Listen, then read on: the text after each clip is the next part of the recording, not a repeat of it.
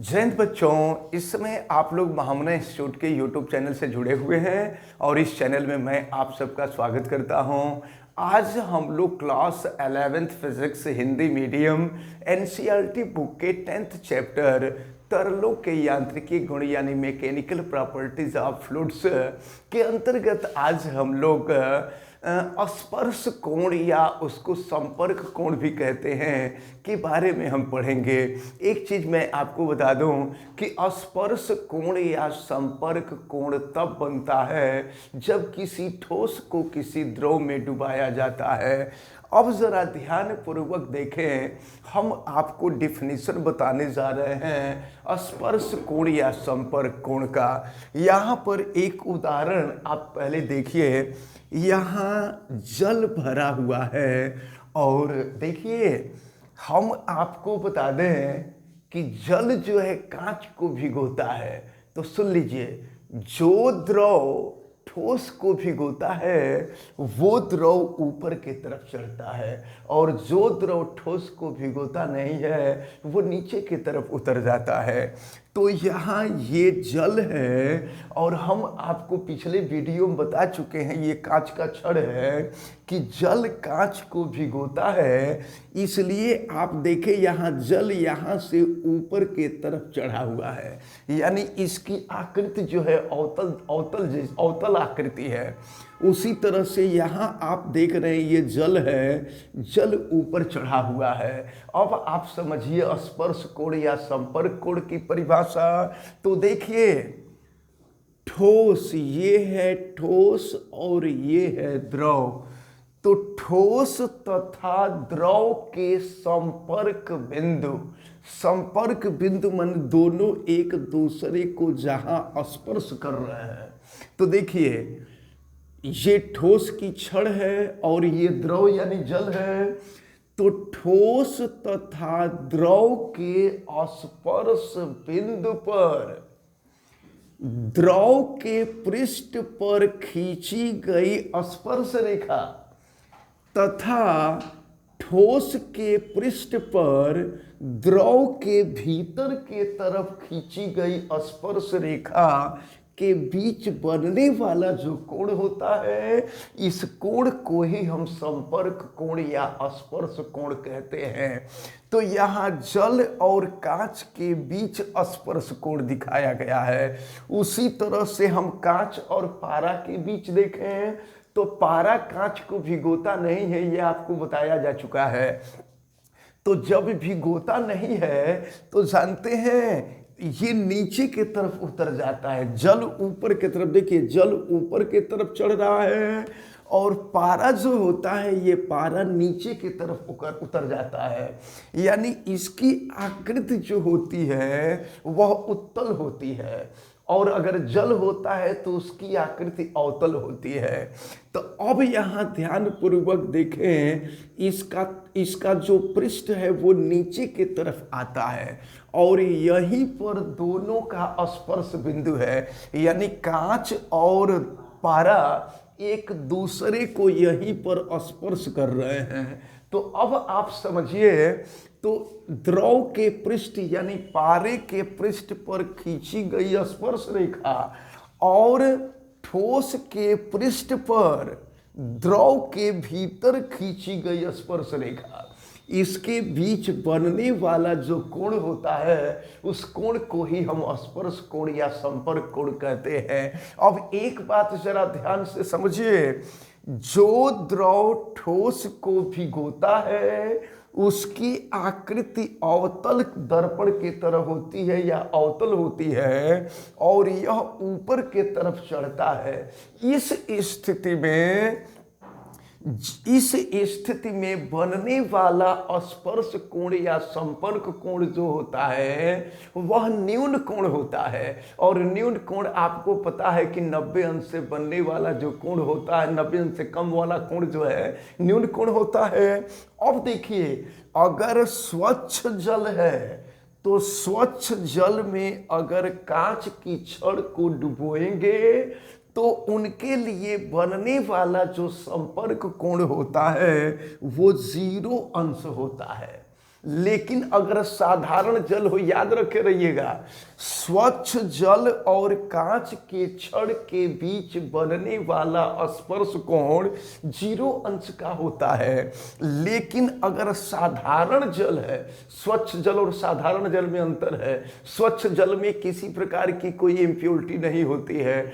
शुद्ध जल जिसको हम आशुद्ध जल कह सकते हैं, तो आशुद्ध जल के लिए स्पर्श कोण का मान जो होता है 0 अंश होता है। लेकिन अगर साधारण जल हो तो साधारण जल और कांच के बीच बनने वाला जो स्पर्श कोण होता है यह होता है 8 डिग्री का।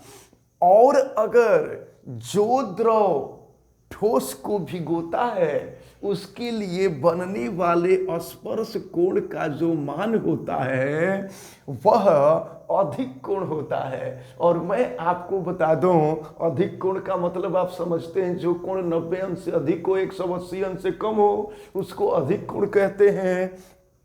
तो अगर कांच की छड़ को पारा में डुबोया गया है तो यहां पर इनके बीच बनने वाले स्पर्श कोण का जो मान होता है वह 135 अंश होता है।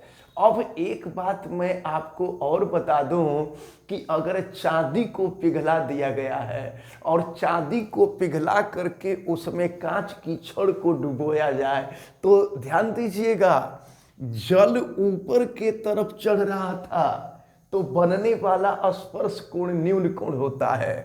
पारा नीचे के तरफ उतर रहा था तो बनने वाला स्पर्श कोण अधिक कोण होता है। लेकिन जब चांदी को पिघला करके और उसमें अगर कांच को डाला जाए ना तो उसमें यहां पर ये सीधे कांच के साथ जो है चांदी का जो लिक्विड फॉर्म होता है, यह लिक्विड फॉर्म न तो ऊपर चढ़ता है और न ही नीचे उतरता है। इसका कारण ये होता है कि इसके लिए स्पर्श कोण का मान समकोण होता है, 90 अंश होता है। तो यहां से एक बात और आप याद रखे रहिएगा कि अगर द्रव तथा ठोस के बीच बनने वाले स्पर्श कोण का मान न्यून कोण होगा तो वह ऊपर के तरफ चढ़ जाएगा, और अगर अधिक कोण होगा तो वह द्रव नीचे के तरफ उतर जाएगा, और अगर 90 अंश का कोण होगा तो वह द्रव न तो ऊपर चढ़ेगा और न ही नीचे उतरेगा। तो ये रहा हम लोगों का स्पर्श कोण या संपर्क कोण। अब इसके बाद हम लोगों को पढ़ना है केशिकात्व के बारे में, केश नली के बारे में, और केशिकात्व का कारण क्या होता है इसके बारे में। फिलहाल हमें उम्मीद है कि स्पर्श कोण या संपर्क कोण आपको अच्छी तरह से समझ में आ गया होगा। और अब हम लोग केशिकात्व के बारे में पढ़ेंगे। केशिकात्व क्या है?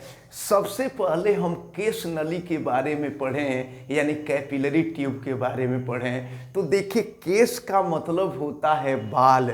आपको मालूम है केश का मतलब बाल होता है। और समझिए, वह नली जिसमें बाल के समान छिद्र हो उसको हम केश नली कहते हैं। अब जरा ध्यान पूर्वक समझें। तो अब केशिकात्व क्या है? तो जब हम किसी नली को किसी द्रव में डुबाते हैं तो द्रव, अब नली न कह करके केश नली कहेंगे, जब किसी केश नली को द्रव में डुबाते हैं तो द्रव इसमें ऊपर चढ़ जाता है, यानी द्रव का जो तल है अपने सामान्य तल से ऊपर चढ़ जाता है, या केश नली में द्रव का तल नीचे उतर जाता है। तो केश नली में द्रव के ऊपर चढ़ने अथवा नीचे उतरने के गुण को ही हम केशिकात्व कहते हैं। अब प्रश्न ये उठता है कि कौन सा द्रव ऊपर चढ़ता है और कौन सा द्रव नीचे उतरता है। तो वह द्रव जो नली को भिगोएगा, जैसे मान लीजिए कांच की नली है और जल है, तो जल जो है, जल कांच को भिगोता है, तो जो द्रव ठोस को भिगोता है उस केश नली में द्रव ऊपर चढ़ जाता है, यानी केश नली में जल जो होता है वो ऊपर चढ़ जाता है। और जो द्रव कांच को भिगोता नहीं है, यानी केश नली को भिगोता नहीं है, वो नीचे के तरफ उतर जाता है। अब एक चीज और है, प्रश्न ये उठता है कि आखिर ये ऊपर क्यों चढ़ जाता है, ये नीचे क्यों उतर जाता है, तो इसका भी कुछ कारण होगा। तो मैं आपको बता दूं कि देखें, जब केश नली को जल में डुबोया जाता है तो केश नली में जल का जो तल होता है वह अवतल होता है, और अवतल पृष्ठ के नीचे का जो दाब होता है, यहाँ का जो दाब होता है वायुमंडलीय दाब से कम होता है। और कितना कम होता है, तो यह 2T/R कम होता है। और हम आपको बता दें, T जो है द्रव का पृष्ठ तनाव है, और कैपिटल R जो है केश नली की वक्रता त्रिज्या है। हम आपको बताएंगे कि ये 2T/R कहाँ से आया, आगे चल करके इसको प्रूफ करके हम आपको बताएंगे। लेकिन फिलहाल आप ध्यान पूर्वक समझें कि होता ये है कि जब किसी केश नली को जब जल में डुबोया जाता है तो केश नली के अंदर जल का तल अवतल होता है, और अवतल पृष्ठ के नीचे का दाब, ऊपर से जो वायुमंडलीय दाब पड़ता है, वायुमंडलीय दाब से 2T/R कम होता है। तो इस दाब को मेंटेन करने के लिए जल ऊपर के तरफ चढ़ जाता है। चूंकि ऊपर का दाब और नीचे का दाब बराबर होना चाहिए, तो दोनों का दाब बराबर करने के लिए जल ऊपर के तरफ चढ़ जाता है। लेकिन जब नली को, जब केश नली को पारा में डुबोया जाता है तो पारे का जो तल होता है वो उत्तल होता है। उस स्थिति में होता ये है कि उत्तल पृष्ठ के नीचे द्रव का जो दाब होता है वायुमंडलीय दाब या ऊपर वाले दाब से अधिक हो जाता है। तो अधिक हो जाता है तो दोनों दाब बराबर होना चाहिए, यानी नीचे से ऊपर के तरफ लगने वाला दाब और ऊपर से नीचे के तरफ लगने वाला दाब, दोनों दाब बराबर होना चाहिए। तो इस दाब को संतुलित करने के लिए पारा नीचे के तरफ उतर जाता है। अब देखें, अगर नीचे के तरफ लगने वाला दाब P हो और ऊपर के तरफ लगने वाला दाब, जैसा कि आपने देखा 2T/R, जब ये दोनों आपस में बराबर हो जाते हैं, या ऐसे कह लीजिए कि इन दोनों को आपस में बराबर करने के लिए ही द्रव ऊपर चढ़ जाता है, यानी जल ऊपर चढ़ जाता है, या द्रव नीचे उतर जाता है, यानी पारा नीचे उतर जाता है। अब जरा ध्यान पूर्वक देखें तो P दाब है। अब अगर केश नली में चढ़े हुए द्रव की ऊंचाई या उतरे हुए द्रव की ऊंचाई h हो, द्रव का घनत्व ρ हो, गुरुत्वीय g हो, तो P बराबर होता है h ρg। ये पहले बताया जा चुका है। तो P के जगह पे हम कर देंगे h ρg इक्वल टू हो जाएगा 2T/R। अब जरा ध्यान पूर्वक देखें कि अगर कोई केश नली है, केश नली को हम यहाँ दिखा देते हैं केश नली, तो ये केश नली की त्रिज्या अगर हम मान लें कि स्मॉल r है, और देखें यहाँ द्रव है तो द्रव की ये वक्रता त्रिज्या कैपिटल R है, तो केश नली की त्रिज्या और द्रव के वक्रता त्रिज्या के बीच बनने वाला कोण थीटा है।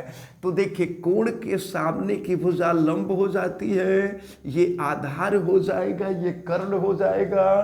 तो आधार और कर्ण में जो रिलेशन होता है वो cos थीटा का होता है। तो आधार हो जाएगा स्मॉल आर और कर्ण हो जाएगा कैपिटल आर। अब अगर यहाँ से कैपिटल आर की वैल्यू निकालें तो small r upon cos theta हो जाएगा। अब हम कैपिटल आर का मान यहाँ पे रख देते हैं और फिर रख करके देखते हैं कि वैल्यू क्या होती है। H rho g is equal to 2t upon capital r की value small r upon cos theta. जब सॉल्व करेंगे तो h rho g is equal to ये कॉस थीटा ऊपर चला जाएगा तो ये हो जाएगा 2t कॉस थीटा अपान हो जाएगा स्मॉल आर। अब यहाँ से एच की वैल्यू निकालना चाहते हैं तो ये हो जाएगा 2t कॉस थीटा अपान हो जाएगा आर रो जी। तो ये फार्मूला है, इस फार्मूले की सहायता से हम ज्ञात कर सकते हैं कि केस नली में द्रव कितना ऊपर चढ़ेगा अथवा कितना नीचे उतरेगा। तो इसको आप अच्छी तरह से याद रखे रहिएगा। टी द्रव का पृष्ठ तनाव हमको मालूम रहेगा, दिया रहेगा, और थीटा जो बनने वाला कोण है कौन सा कोण, तो केस नली की त्रिज्या और द्रव के पृष्ठ पर खींची गई वक्रता त्रिज्या के बीच बनने वाला कोण थीटा होता है, या दूसरे शब्दों में कह सकते हैं कि यह स्पर्श कोण होता है। आर केस नली की त्रिज्या मालूम होगी, रो द्रव का घनत्व मालूम होगा, जी गुरुत्वीय त्वरण मालूम होगा। तो इस फार्मूले में रख करके हम ज्ञात कर सकते हैं कि केस नली में द्रव कितना ऊपर चढ़ेगा या कितना नीचे उतरेगा। इसके बाद देखिए जब अगला वीडियो हम बनाएंगे तो उसमें अगर हम आपको बताएंगे कि अगर केस नली में, सपोज कीजिए ये केस नली है, केस नली में द्रव पूरा भरा हुआ है और अगर केस नली को बीच में से हम काट दें तो यहाँ से ऊपर का जो द्रव होगा वो कहाँ जाएगा, इसके बारे में हम आपको बताएंगे। यानी अगले वीडियो में हम आपको बताएंगे कि अपर्याप्त लंबाई के केस नली में द्रव का चढ़ना, और फिर इसके बाद हम आपको बताएंगे कि यह 2t अपान आर कैसे आया है, यानी बुलबुले के अंदर आधिक्य दाब क्या होता है। यह बुलबुला अगर द्रव के पृष्ठ पर बना हो तो आधिक्य दाब क्या होगा, और अगर यही बुलबुला द्रव के भीतर बना हो तो आधिक्य दाब क्या होगा। इन सब के बारे में हम नेक्स्ट वीडियो में देखेंगे। फिलहाल हमें उम्मीद है कि आज जितनी बातें बताई गई हैं ये सारी बातें आपको अच्छी तरह से समझ में आई होंगी। आप वीडियो को लाइक जरूर कीजिएगा, और अगर आप चैनल पे नए हैं तो चैनल को सब्सक्राइब भी कर लीजिए, बेल आइकन को भी प्रेस करें, और अगर किसी प्रकार की कोई दिक्कत समझ में आती है तो कमेंट करके जरूर बतावें, और वीडियो को मैक्सिमम स्टूडेंट तक शेयर करें। आप सभी लोगों का बहुत बहुत धन्यवाद। जय हिंद।